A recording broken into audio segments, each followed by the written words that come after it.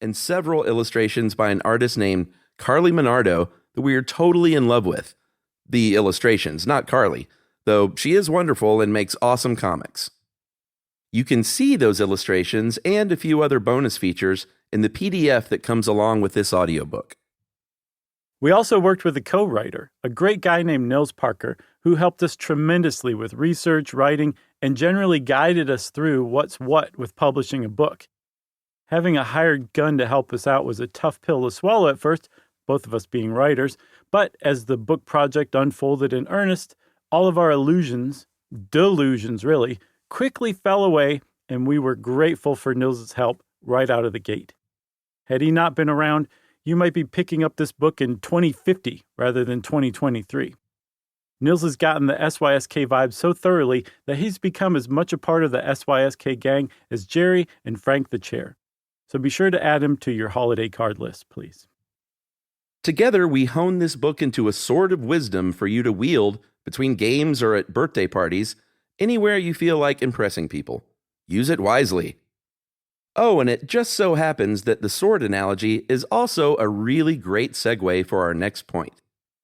In the Book of Five Rings, the 17th century samurai Miyamoto Musashi wrote, "From one thing, know 10,000 things." Musashi was a master swordsman, and he knew that discipline fully. But he didn't only know that.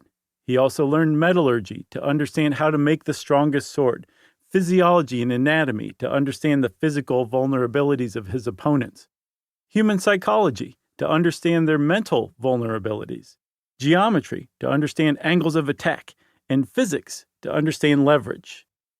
The list almost certainly goes on. His teachers must be really proud. What Musashi was saying is that if you master one thing completely, it will teach you about so many other things in the process. And while we agree with the great samurai and are very grateful that we never faced the slashing end of his fury, we have respectfully chosen to take the opposite approach to knowledge. From the very beginning of Stuff You Should Know, we've learned that from 10,000 things, or in this case, 14 things, you can know one thing, and that is, when you look closely enough, everything is connected, one way or another. This is, of course, the whole premise of the 6 Degrees of Kevin Bacon game. That guy has been in so many films, everybody in Hollywood can surely be linked to him within 6 connections. The game alone gives the great interconnectedness of all things an important purpose. Just as with everything else in the world, there is a deep interconnectedness to the randomness within the 14 chapters of this book. You can read it front to back to front, or jump around. You can also jump up and get down, or jump if you like. Kind of crazy how in one year 2 hip-hop groups, House of Pain and Crisscross, both had jumpy songs hit the top 10. Even crazier, Chris Kelly and Chris Smith of Crisscross were only 12 and 13 years old at the time. Whichever reading adventure you choose, what you will find are connection points and narrative threads that join them. The first thing you'll notice is the first thing we noticed.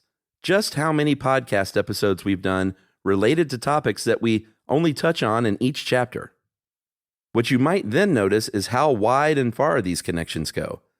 We go back in time millions of years with prehistoric wildebeest and elephants to learn about water dowsing.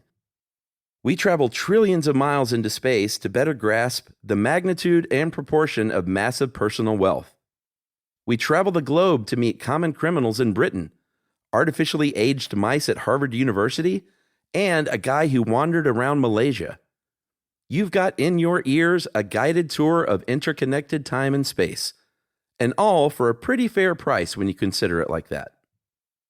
Our hope is that in listening to this audiobook, you feel more connected to the world around you, to the person next to you on the train and the stranger on the opposite side of the world, to the beginning of human history and to the ends of eras you weren't alive for, to places you may never go and people you will probably never meet. More than anything, we hope you learn some new stuff along the way. That would be pretty cool too. Okay, well, that's probably enough setup. Let's start the book already. Chapter 1. Mr. Potato Head, America's Toy.